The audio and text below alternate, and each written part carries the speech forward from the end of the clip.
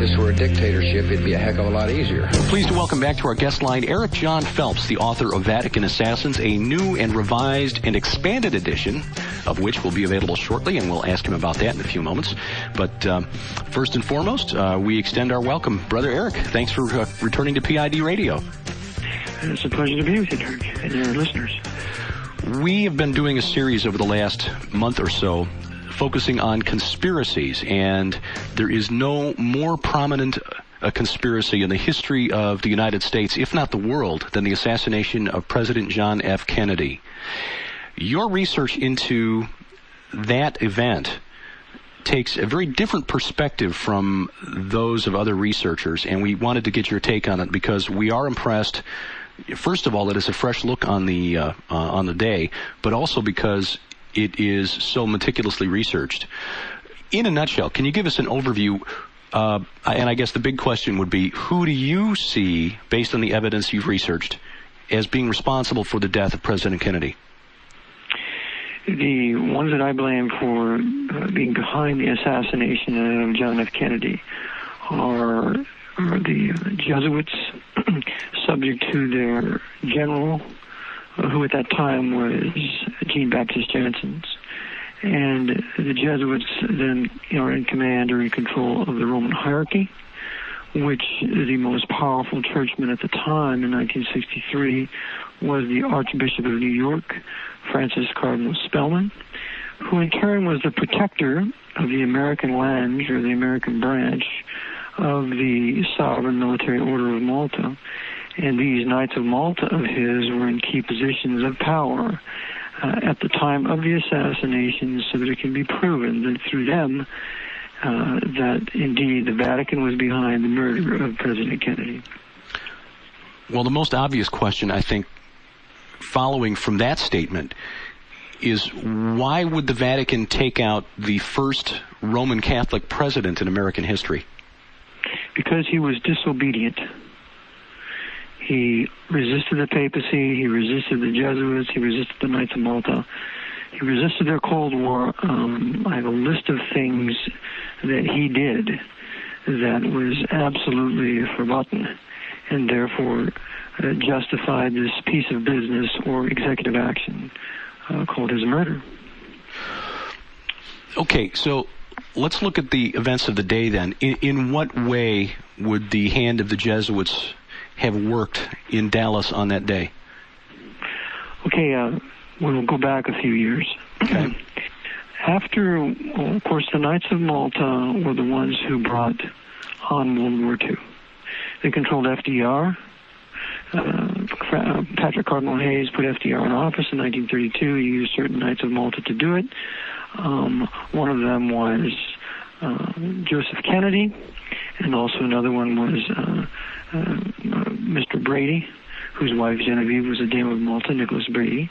Nicholas Brady was the head of over 100 corporations at the time, and much wealthier than the Rockefellers. So the Knights of Malta brought on World War II, backing FDR, backing Hitler, backing Mussolini, secretly backing Stalin, and backing Churchill, and so they controlled all the factions of World War II, and they orchestrated them together for the purposes that they wanted to accomplish. After World War II, they then inaugurated the Cold War. So the Knights of Malta are the great cold warriors. They had much to accomplish in that time, one of the things being the continual dismemberment of the British Empire, which was historically Protestant. So they were continuing their Cold War, which was a hoax, controlling both sides, of course, weakening the U.S. while building Russia and China. And as they continued this Cold War, Kennedy came along and wanted to end it. One of the things that he wanted to do was end Cardinal Spellman's war in Vietnam. That's called Spelly's War. Another thing he wanted to do is he wanted to prevent the Pope's Masonic Jewish labor Zionist government of Israel from acquiring a nuclear weapon. This was absolutely forbidden because, remember, the Jesuits wanted to have what they considered to be the medieval or the Dark Age kingdom of Jerusalem secured so that they can rebuild the Third Hebrew Temple for ultimately a pope of their making. To do that, they have to have weapons supremacy there in Israel, and Kennedy wanted to prevent that. Another reason is that Kennedy crossed the Jesuit Order's Federal Reserve Bank. Of course, the Federal Reserve Bank, the Class A stockholders like Citibank and J.P. Morgan, Chase Manhattan were all run by Knights of Malta, Martin of Shea, and others. So Kennedy printed $4.3 billion in United States notes, outraging the Knights because he didn't use Federal Reserve notes that collect interest from who passed them around. Kennedy also wanted to, in the stopping of the Vietnam War, that would have cut the partnership between the CIA and the Mafia in their drug trade to bring out their drugs out of the Golden Triangle. And remember that the Mafia and the OSS had a relationship throughout World War II in Operation Underworld, whereby Spellman used the Mafia Dons of New York, particularly Luciano, to supposedly secure the invasion of Sicily. So we've had an ongoing relationship between the CIA and the Mafia, and Albert Vincent Peroni was CIA, he was Army Intel, and he was part of the Gambino family. And I still maintain that Carlo Gambino was a high-level Knight of Malta, along with John McCone at the time of the Kennedy assassination. So we have high-level Knights involved in the Mafia, the CIA, and if the Vietnam War would have ended, the drug trade as we know it today, this tremendously lucrative drug trade for the papacy while destroying the major cities of the United States would have ended. So the Vatican, through the Jesuits, were actually benefiting from that drug trade from Southeast Asia? Absolutely. And it's their drug trade. They ran all the opium wars in the 19th century using the British, because remember, the British century was that century by which they used the British to overthrow the Manchu dynasty and a series of other things. And that drug trade, that opium trade, was completely in the hands of the Black Pope through the English branch of the Knights of Malta and high-level Freemasonry.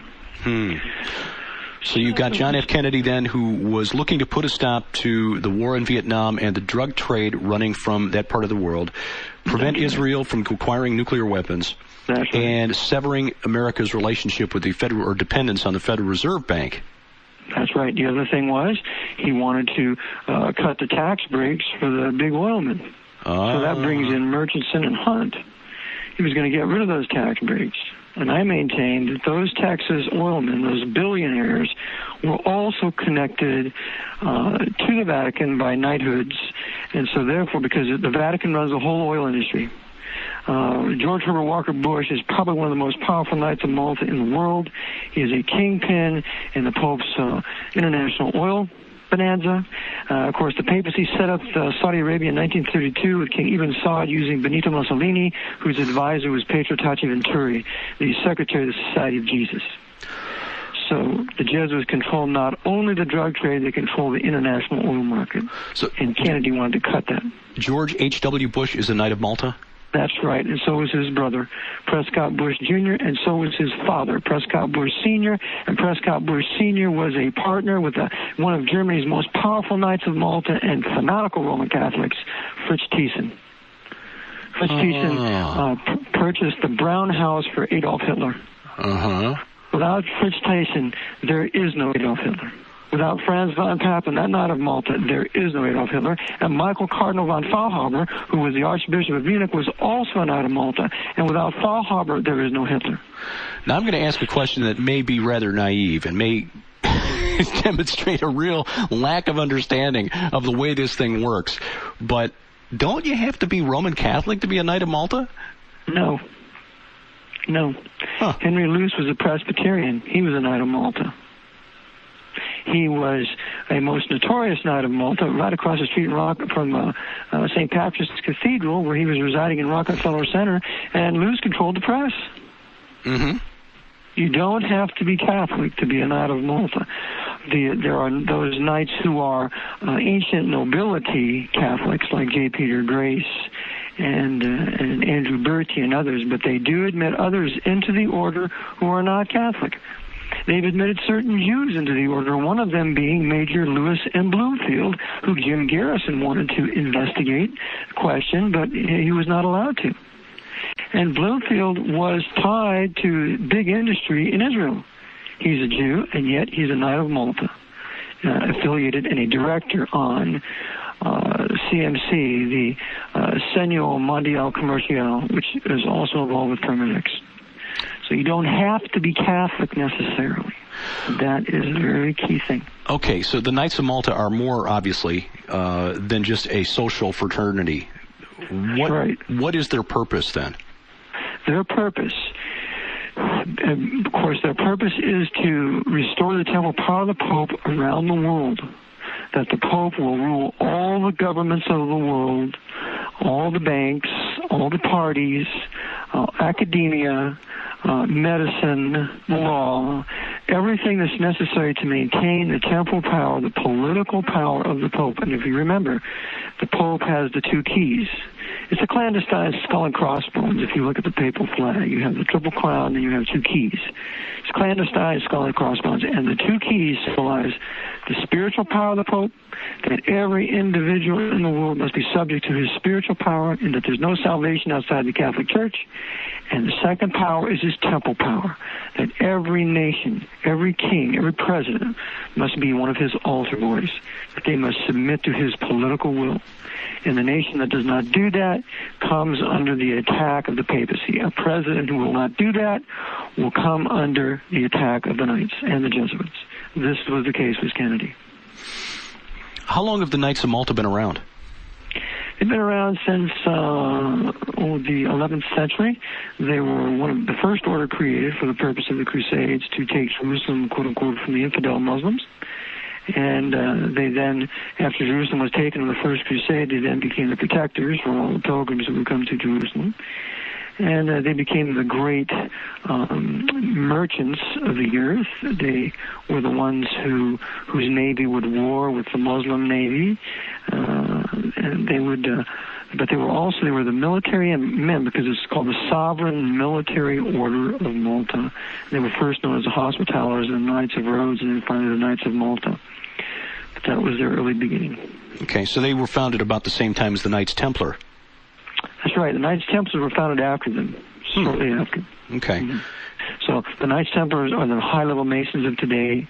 The Hospitallers, the Knights Hospitallers, are the Knights of Malta today, and they work together. Okay. So how was the organization set up then in 1962, and the group that plotted against John F. Kennedy? Okay, I'll go back a little bit. All right. The Knights of Malta were made subject to the Jesuits as a result of the Napoleonic Wars. Okay. This is important. The Jesuits had been expelled from Malta in 1768. So when they caused the French Revolution and brought Napoleon to power out of Corsica, they used Napoleon with his navy to take Malta back, take Malta and take all the treasures and weapons so they could conduct a crusade into the Middle East, and they drove the Knights of Malta into the court of Russia. And from the time that they were in the court of Russia to 1917, they were the real power in Russia, and they were expelled openly by Lenin in 1917. So the Knights of Malta were made subject to the Jesuit order in about 1800 when they were driven to Russia, and the Jesuit general was resident in Russia at that time because the Jesuits had been suppressed by the Pope's bull, Dominic Acredemptor Noster, in 1773. So the Knights are now, at that time, subject to the Jesuits, and they will do their bidding, and they have done their bidding. So now when we come to the Kennedy assassination, as we see the Knights of Malta, they now are subject to the Jesuits, as the Jesuits control the Roman hierarchy, and the Roman hierarchy controls the Knights of Malta. So as the head of the Knights of Malta in the U.S. at the time was Spellman, he then controlled the Knights of Malta, but he was under the advice of the Jesuits from Georgetown University. Okay. So the Jesuits at Georgetown controlled or advised Archbishop Spellman in New York. That's correct, and also the Jesuits from Fordham. Jesuits from Fordham and Georgetown. Okay. So then was Cardinal Spellman involved in the operational planning for this, or did he just make it known that this is something that needed to be done and then let others take the ball and run with it as far as how it would be carried out? Cardinal Spellman was the one who gave the order to his J. Peter Grace J. Peter Grace was the head of the Knights of Malta in 1963. J. Peter Grace was the one who brought in many, many Nazis into the U.S. and hired several of them for his firm, W.R. Grace. And so Grace then handed it to his subordinate knights, like John McCone, Alan Dulles, who was another Knight of Malta. Really? And not a Catholic, by the way. And so we have the heads of the CIA usually always being Knights of Malta, from Wild Bill Donovan to Dulles to John McCone. And so there they then orchestrated, and the most powerful Knight of Malta in the FBI at the time was the assistant to J. Edgar Hoover, Arthur DeLoach. So Arthur DeLoach, he was in charge of the FBI as far as suppressing evidence and not confiscating the pictures that were taken in Dealey Plaza. Okay, so Grace then was given the order by Spellman to go ahead and conduct this hit. Who would Grace have turned to then for operations? He would turn to the head of the Knights of Malta, the head of the CIA, Alan Dulles, who was really the head, even though he was relieved by Kennedy for the Bay of Pigs, deliberate loss of the Bay of Pigs that Kennedy was not responsible for.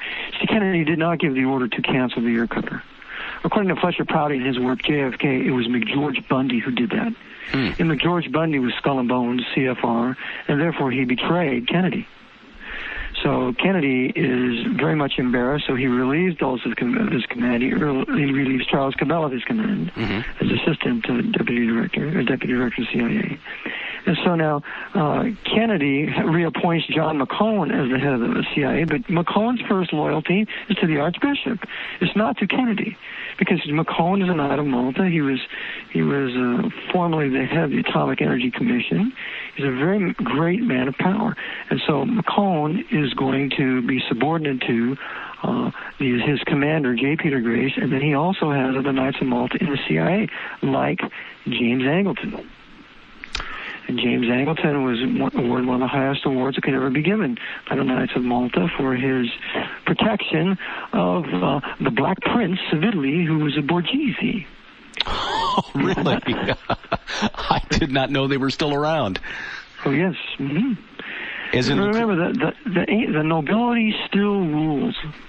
The nobility of the Dark Age now rules the nations, but they rule them through these facades called democracies or republics. They're not really true democratic republics, but they call them republics or democracies. They control all the political leaders through the parties they control, and because they control all the money. And so the knights, the princes of the blood of Europe and America, they rule. And so Angleton was a part of this. Borghese was a part of this. Bloomfield was a part of this as a Knight of Malta. And so was Clay Shaw, the head of the Trade Mart in New Orleans. So he was a Knight of Malta also. Clay Shaw was CIA, a Knight of Malta, Roman Catholic, head of the Trade Mart in New Orleans. And he was a co-director of CMC in Italy and involved with Permidex also. And some of the princes that were involved, and the Knights of Malta involved with CMC are Prince Gutierrez de Spadafora, an Italian industrialist and a large landowner. His daughter-in-law was related to Hymar Schock. Schock's son-in-law was Otto Scorzini. Otto Scorzini was a Knight of Malta. He was he? He was, yes, he was. He was the one who helped Bormann rebuild the Reich out of South America, and Bormann was protected by a Knight of Malta named Juan Perón. Eric, how did they coordinate events in Dallas? Were there Jesuits on the ground in Dallas, or did they delegate responsibility and authority for the actual operations to CIA, Mafia, Special Forces? Who handled the actual groundwork in Dallas? Okay, the Jesuits always use third parties now. They don't personally carry out assassinations. And that's the purpose for the intelligence communities and the Mafia that they've created. So they always keep an arm's length away from these crimes. They used to do it themselves, but since the revival and since really the turn of the 20th century, they have their third trusted, Ignatius Loyola called it in his secret instructions, a trusted third party. So they always use a trusted third party. So, for example, in Dallas, we know that the night before this was all worked out months in advance. Allen Dulles was one of the planners of the CIA. Gerald Ford was, I'm sure, involved. He's also a Knight of Malta, high-level 33rd degree Freemason. John McCloy was involved. McCloy was a very key individual. McCloy was the one who released at least 28 high-level Nazi murderers out of prison after the Nuremberg trials by 1951. So John McCloy was very much involved. Hoover was involved. Hoover hated the Kennedys. In fact, Hoover was going to be relieved of his command by John F. Kennedy. Johnson was involved. Johnson was not going to be a running mate for Kennedy for 1964. Carlos Marcello and Joseph Civello were involved. They're the Mafia Don, Civello the Mafia Don of Dallas, and Marcello the Mafia Don of New Orleans. They were involved because Marcello had been deported to Guatemala for 24 hours. He was enraged over Robert Kennedy, and so he was very much incited for the killing of JFK. So all these men of power, Earl Cabell, whose brother, Charles Cabell, had been relieved of his command of assistant director to the CIA. He happens to be the mayor of Dallas. Oh, right. Yeah, so Earl Cabell since he's the mayor of Dallas, he's going to be in control of the police chief of Dallas, Jesse Curry. He's also going to be in control of the DA, Henry Wade. And also the Texas Rangers are involved. You have the Dallas, the sheriff of the county, with the Dallas-Fort Worth County there, Sheriff Peoples, he's involved. And it's quite intriguing that all of these men that I just mentioned to you, including Murchison, Hunt, Richard Nixon, were all at the secret meeting at Clint Murchison's mansion in Dallas on November 21st in 1963, according to Madeline Duncan Brown, President Johnson's Roman Catholic mistress for 21 years, who bore him a son named Stephen. And she wrote a book called Texas in the Morning. And this is also validated by Robert D. Morrow in his book First-Hand Knowledge, How I Participated in the CIA Mafia Murder of President Kennedy. And this is validated on page, page 195 in a note, and he says, note 12, it was from his good friend Hoover that Richard Nixon learned of the pending assassination. Interestingly, on the eve of the assassination, Hoover and Nixon attended a meeting together at the Dallas home of oil baron Clint Murchison. Among the subjects discussed at this meeting were the political futures of Hoover and Nixon in the event President Kennedy was assassinated. Well, that's where they made their final plans. And according to Madeline Duncan Brown, when Johnson came out of the meeting, he said, that SOB will never embarrass me again. So they had it all planned the night before and knowing exactly what they were going to do. And there are, according to my list of Who Are the Knights of Malta by Martin Lee, there are at least 8 Knights of Malta who are residents in Dallas. And, of course, George de Mohrenschildt was also a Knight of Malta.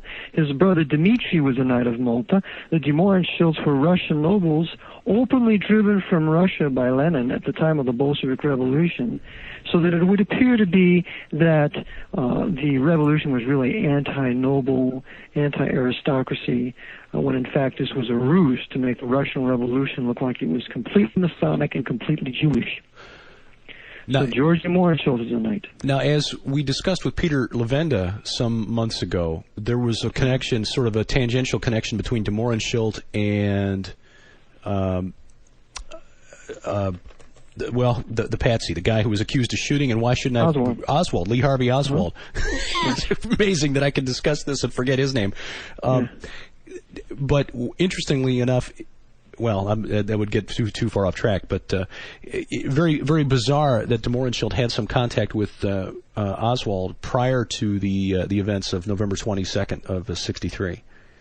We know it's only odd unless we know who Oswald really is. See, Oswald, according to Deputy Sheriff Roger Craig, was an FBI informant. Really?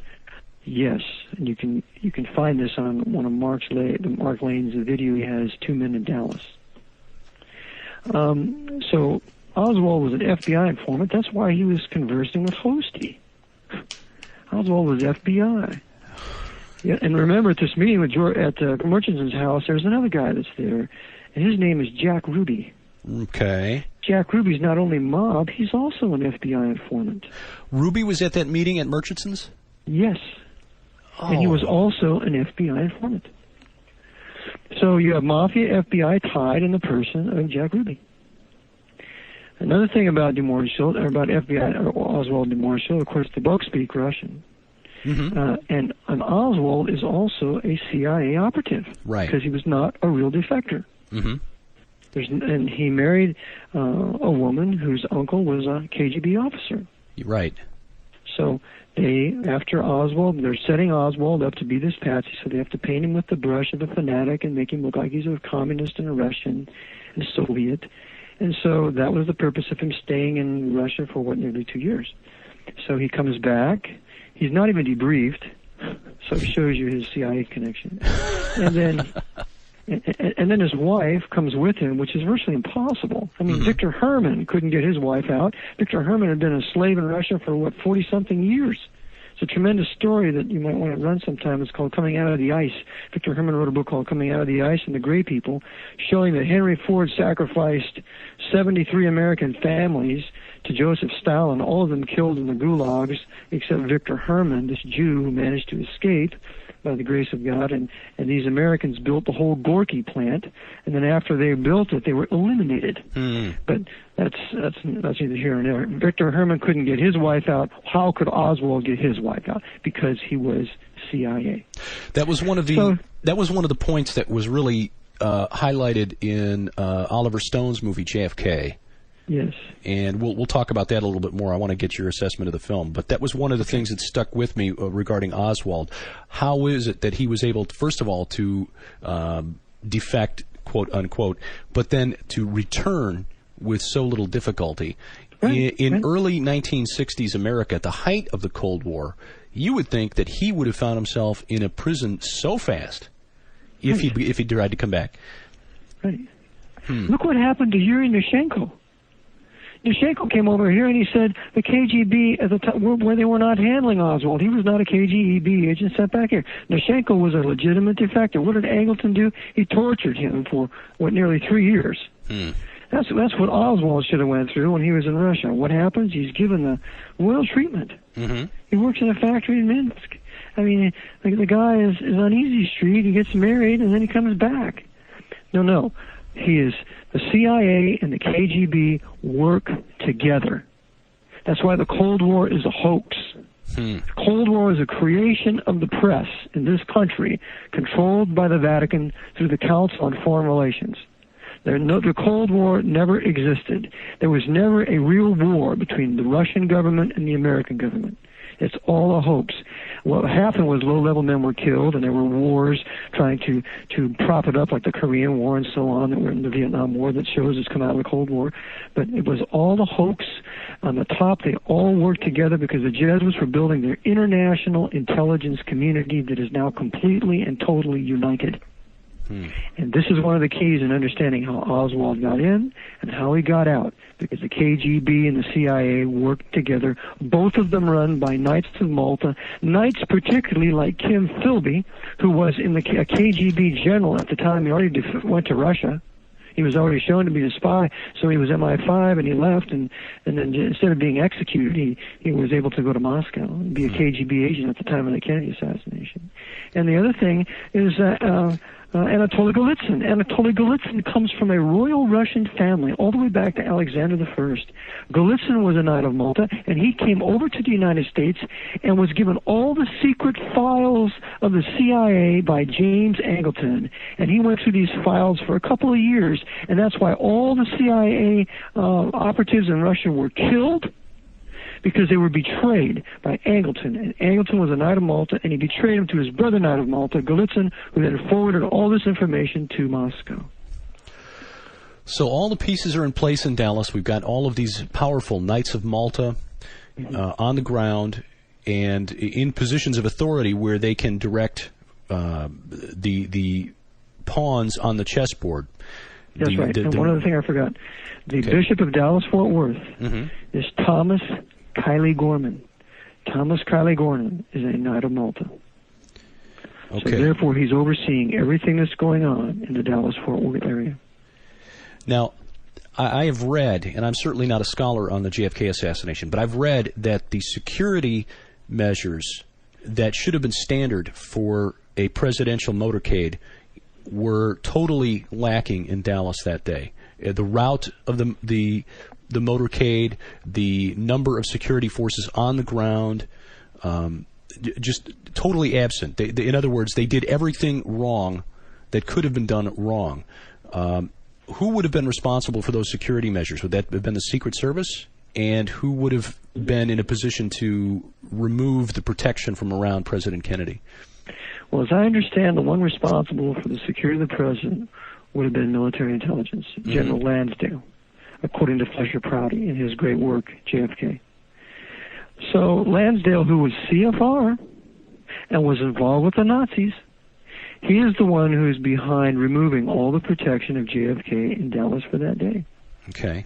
And so with that, the Secret Service are the ones that will be carrying out the assassination, because the Jesuits always carry out their assassinations up close and personal. There can be no chance of escape. So no final kill shots are going to be done with a rifle. So the Secret Services are going to do the close-up shooting. There will be long-distance CIA shooters. There will be FBI covering up evidence. There will be Dallas police further covering up evidence. There will be the sheriff covering up evidence and suppressing those in his office who would want to do something about it. So, but these are all low-level guys. The high-level guys from Washington, ultimately from New York, from the CFR. The Pentagon is controlled by the Council on Foreign Relations in New York City. The CFR controls all of our military heads, and thus whatever order is given by the Archbishop of New York through his knights to the Council on Foreign Relations to the Pentagon, then that's what will be carried out in Dallas. Okay. So the motorcade has made that fateful turn in front of the book depository. What is the sequence of events then from that point? Who does what? Okay. The route was changed at the last minute. It was not supposed to take that hairpin turn. And so they turned right on Houston and they turned left on Elm. And I tend to think whoever created the Freddy movies on Elm Street? Right. That was named after the JFK assassination. So, I mean, they have their inner humor among themselves, when they control Hollywood. Okay. So they turn on Elm, and as I understand it, there was one shot from the records building, which was a rifle shot. There was one shot from the school book depository, which, of course, Oswald did not do that. There were Cubans in that, 6-4 also. There was one shot from the Daltex building. There was one shot from the grassy knoll, from what I understand, in the next shot to Kennedy. There was one shot from the drain that William Greer pulled right up in front of. And then, as I believe, there was one shot from the driver, William Greer. So you have many, many different shooters. But the kill shots, you have the distractionary shots or the long-distance shots from the buildings in the background. According to a particular gentleman in a book that he wrote called, it considers the assassination for that day.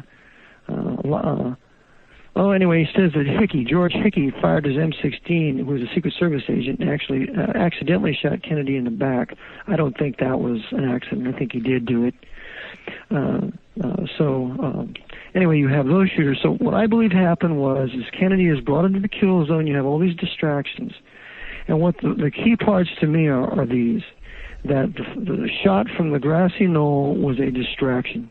There was smoke that came out of the rifle that would cause everybody's attention to be looking at the grassy knoll. Which is unusual because guns don't generally...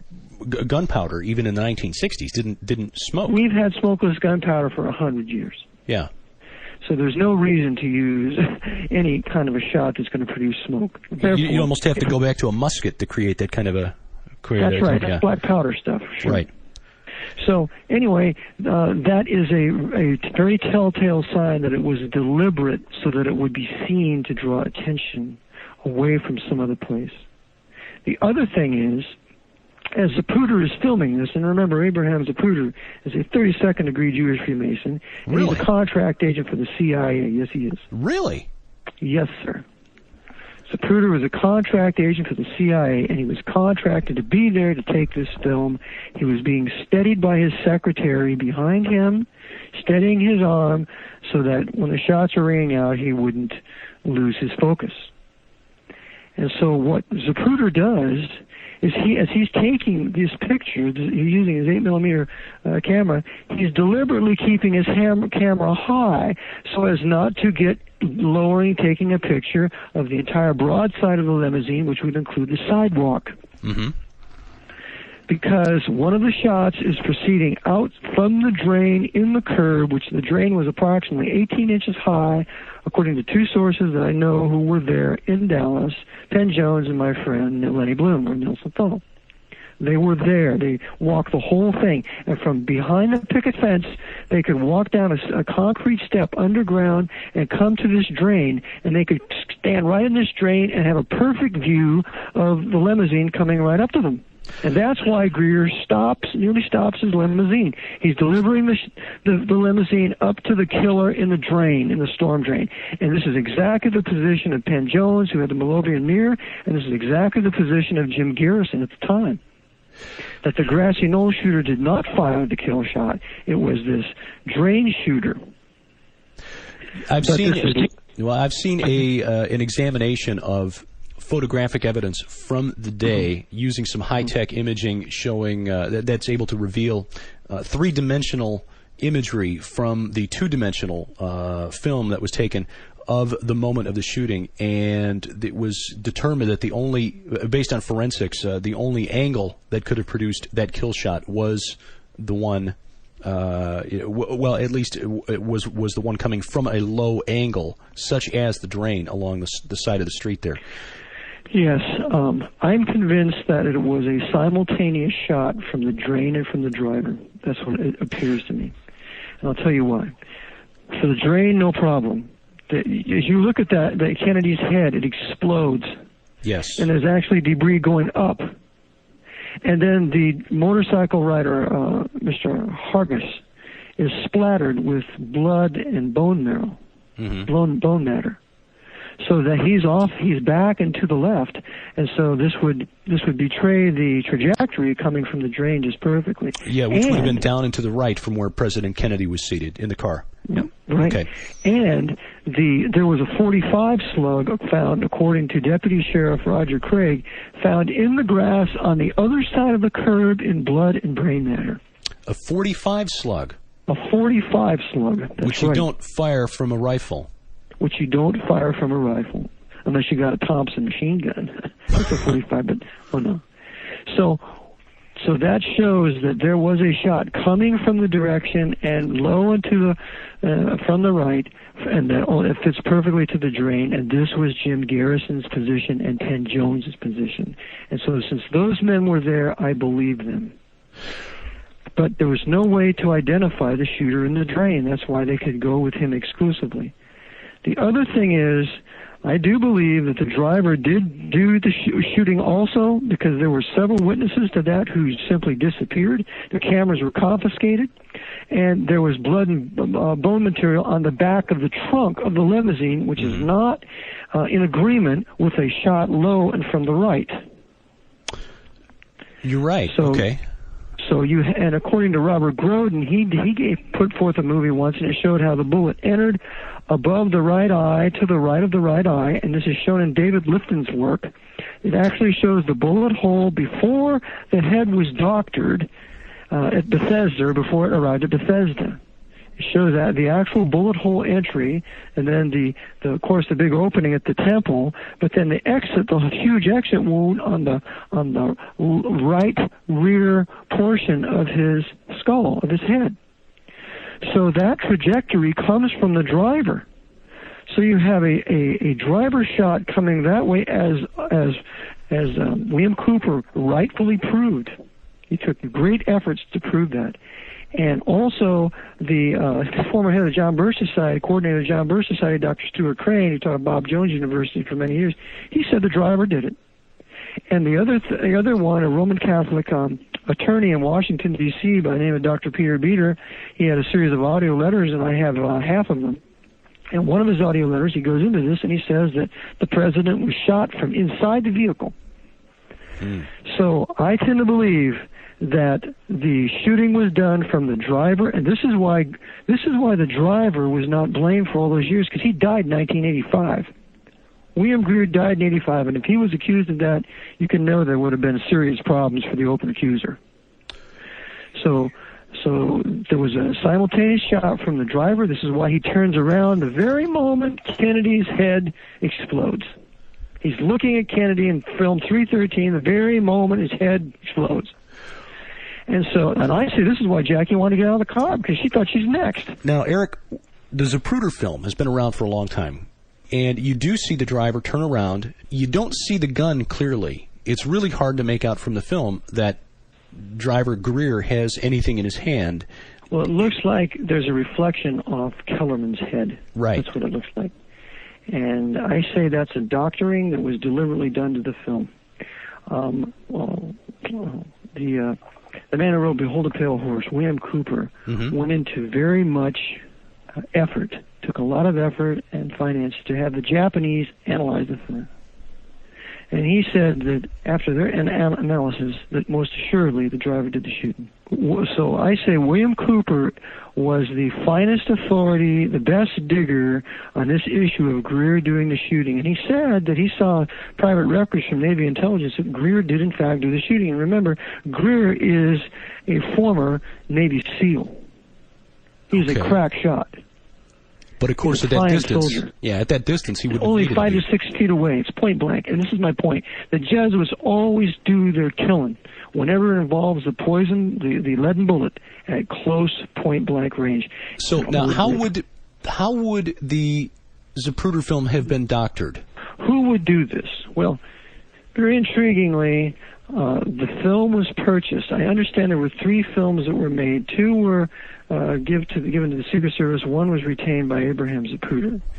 The films were purchased by Henry Luce of Time Life, and he paid $150,000 for the film that he got. Who, as you mentioned, was a Knight of Malta. And he was a Knight of Malta. Now we see the cover-up beginning with the Knights of Malta. Of course, there's the cover-up when the telephones go out in Washington for an hour. That's accomplished by the Knights of Malta through Francis Flanagan, who was the head of IT&T at the time. Right? So the Knights of Malta are maintaining the cover-up because greater is the power to maintain the cover-up than to carry out the assassination.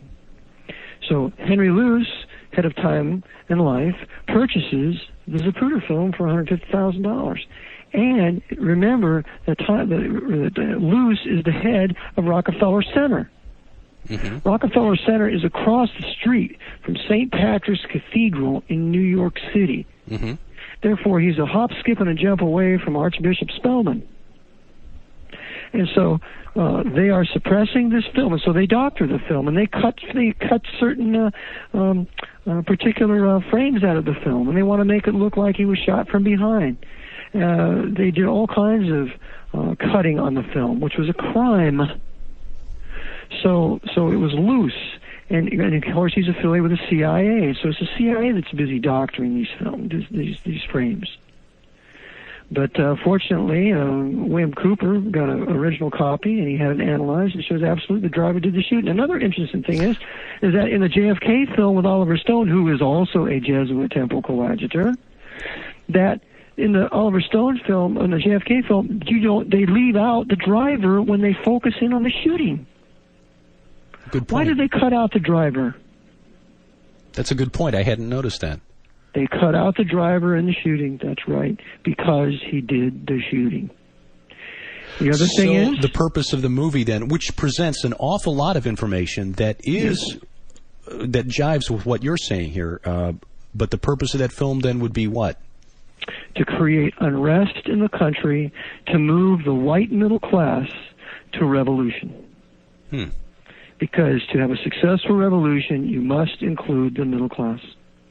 And so what the Jesuits are doing is they are driving the historic white Protestants and the white Roman Catholics into a right-wing fascist faction to ultimately then gain control of the government and do exactly in America what they did in Germany. That's why they get it, no answers. The other thing is, Oliver Stone, just like Mark Lane, that coadjutor, that Jesuit coadjutor, Jewish Jesuit coadjutor, removes all attention away from the storm drain, which a killing shot did come from, to the grassy knoll. And this was in violation of all the investigation that Garrison had discovered. Now, Jim Garrison was an honest man. He was there. He had agents in Dallas trying to find out what went on. One of those agents was Roger Craig, the deputy sheriff, who later was shot with a rifle after he was run off the road, got a broken back, and a series of other things happened to him where they wanted to kill him. But it was Roger Craig that said they found a Mauser on the 6th floor depository. It was not a Mannlicher Gargano. It was a Mauser. And it was a .45 slug that they found on the other side of the curve. Those two things right there completely do away with any case against Lee Harvey Oswald. Absolutely. There is no case. And so Garrison knew there was no case against Oswald. That's why they eliminated Oswald using FBI informant Ruby so that they wouldn't have a trial or anything like that. So Garrison found out all these details and ultimately leads to Knight of Malta, Clay Shaw. But that's why. So we have coadjutor Oliver Stone, who then repaves the road in Dallas for his movie, and he further covers up the drain, the storm drain. He makes it smaller than what it was. I did not know that. Yes.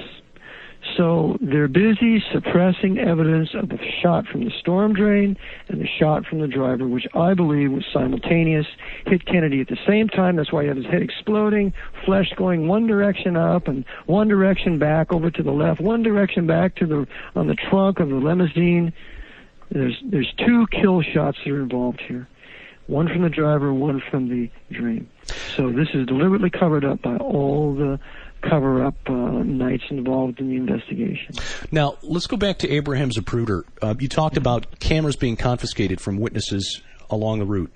Why would the government have allowed, the investigators have allowed Zapruder's film to, why would they have let him keep a copy? Very good question.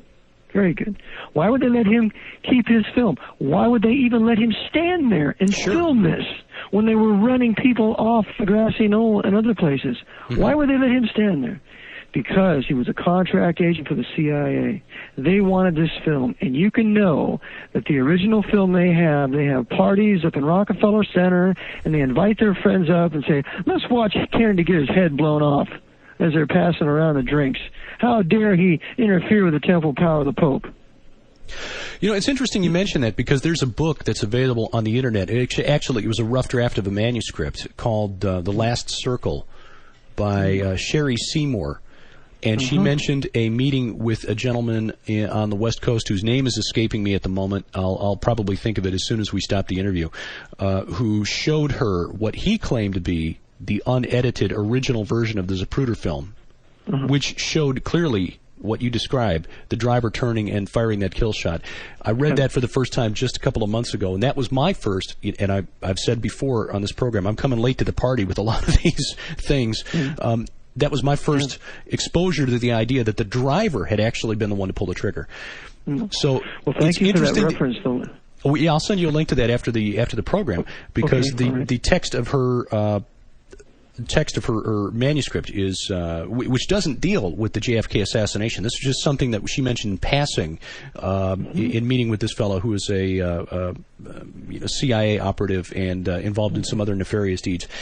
But the point was that you could very likely assure the cooperation of anyone in a position of government authority, especially, say, a newly elected president, by inviting him to such a meeting and showing him such a film to make the point. Play ball. That's right. That's right. There has never been a disobedient president except Nixon from that time, and Nixon had too much stuff on him because he was part of the assassination, so they just railroaded him out. But there has not been a disobedient president really since. They all know. And it's that way, really. It's been that way in Russia. There hasn't been a disobedient premier there. So this was a demonstration to the world that if you mess with us, we're going to kill you in broad daylight, and we're going to get away with it in the supposedly freest country in the world with the freedom of the press. It's quite an intimidating film when they show that. Mm-hmm. So the purpose then of the Zapruder film was to hide it in plain sight.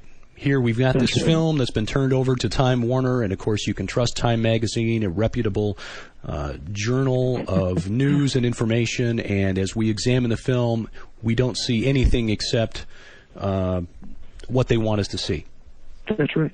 That's exactly right. And remember, the American people did not see the film until it was subpoenaed by Jim Garrison in 1969. It was locked up in Time Life for 5 years in a safe.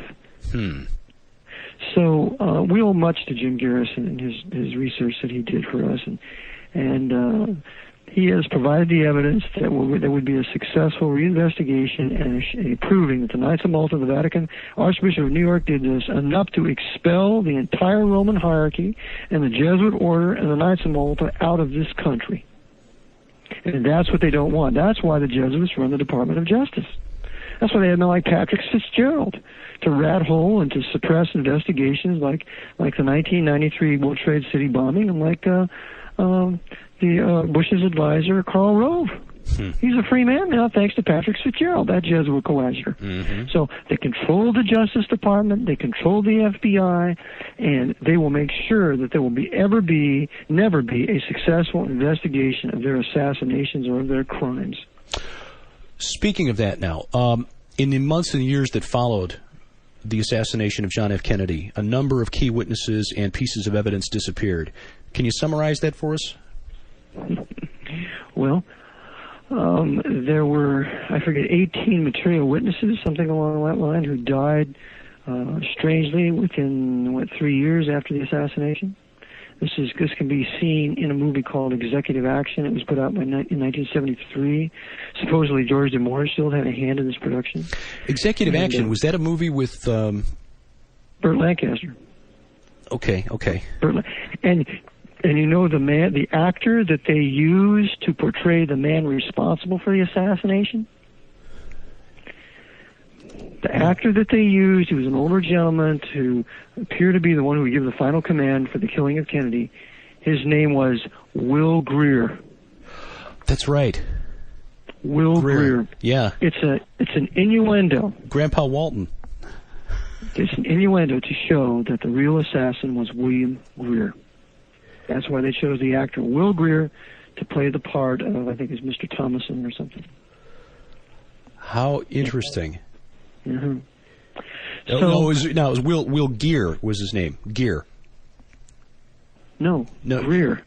I'm looking at the Internet Movie Database right now. Will Geer with Geer. no R. Is it Geer? Yeah, Geer. Okay. Played the role of Ferguson in the movie, but Ferguson. That's right. Ferguson. Mm-hmm. Which is interesting in that that happens to be my close. That happens to be my Ferguson happens to be my lovely wife's maiden name. So, but I assure you, we had nothing to do with anything we're discussing today. But Geer. All right. But still, that is awfully close and a perhaps a sideways reference to what had been done in Dallas on that day.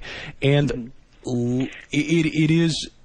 We certainly believe, and there may be listeners who would disagree or think that we're stretching a point here, but we certainly believe that Hollywood is used and the entertainment industry is used to plant thoughts, memes, guide public discourse even into important public events through the way they're portrayed in film. I mean, that's the reason that there's such a hoo-ha about the Da Vinci Code.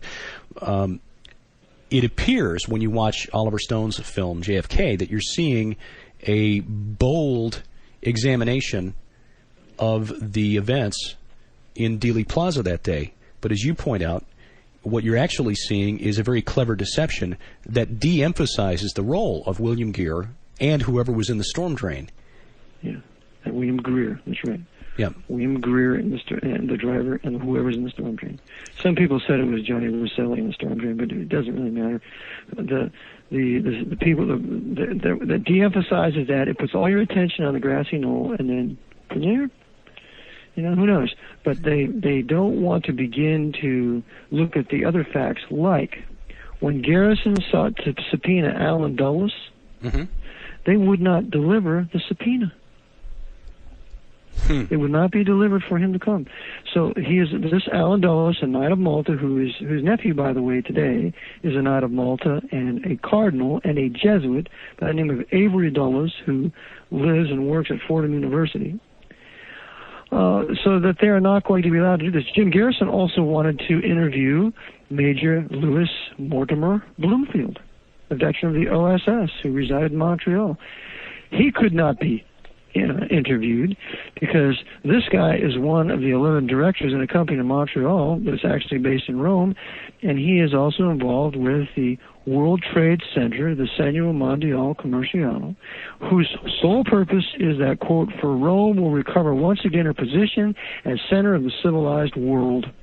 And that's an article of May Brussel, the Nazi connection to the JFK assassination. So yes, these very key men were not allowed to be subpoenaed and come to trial. And for Garrison to actually serve Clay Shaw and get him into the court, my, that was a miracle that he actually was able to pull that off. He had a Knight of Malta in there. He had a highest clearance in the CIA in there. He's former OSS. He's a friend of Borghese and all the knights in Italy. He, in his private phone book, he has the knights of number of several knights, and he's also involved in human sacrifice, as Garrison discovered when he was looking at his place in New Orleans, and we have that on page 169 of Garrison's book. I wouldn't say human sacrifice, but some sort of torture with blood involved on page 169. And I'll read that for you. It says, probably the most interesting single item seized in the course of Shaw's arrest was his address book. It offered some insight into the proclivity of developing casual relationships at lofty levels of European aristocracy. How many Americans have in their address books such fascinating names and addresses as the Marquis Giuseppe Re Vincita in Italy, of the Baron Raphael de Bainfield, Villa Tripkovich of Teresa, Italy, Sir Stephen Runciman, well, he was the Archbishop of Canterbury, Princess Jacqueline Chimay, Lady Margaret d'Arcy, and a few other things. And then he goes on to say, and also found by our investigators at Shaw's luxurious appointed carriage house in the French Quarter were a few more novel items, including 5 whips, several lengths of chain, and a black hood matching black cape. The whips had on them what happened to be dried blood. In the bedroom, about 2.5 feet apart, 2 large hooks had been screwed into the ceiling. These accoutrements hardly were inculpatory in themselves. Different people have different hobbies. Had Shaw lived in an earlier era, however, the list of nobles in his address book might have included the Marquis de Sade. Yeah, he was a very bizarre character. He was the guy, if for you listeners, if you've seen the movie JFK, he was the character portrayed by Tommy Lee Jones in the movie. And there are a couple of scenes in there that get are a little over the top, but would seem to be borne out by the evidence from Clay Shaw's apartment. We're almost out of time, Brother Eric, and it's gone by far too quickly. If you could summarize, what do you see as the effect on America of the assassination of John F. Kennedy? The effect of America on America is this. It was not solved as it should have been, with the blame being put on the Pope of Rome and his Jesuits. Therefore, they have greatly increased their power. They are now in complete control of this government, and they brought down the World Trade Center. They caused 9/11 through Knight of Malta, George J. Tenet. They've now got a papal crusade against the Muslim peoples, and it's not going to end, according to Newt Gingrich, between 30 and 50 years. This is a papal crusade, and they are more serious about implementing Nazi fascism in this country, and we are in serious trouble because the Kennedy assassination was not solved. Life is short, pray hard, as they say. Well, thank you for having me, Derek and Sharon. I appreciate you having me on, and thank you for all your listeners listening in. Well, God bless you. We appreciate your time. Thank you again for being on PID Radio. Okay. Cutting-edge news and analysis on demand. This is PID Radio.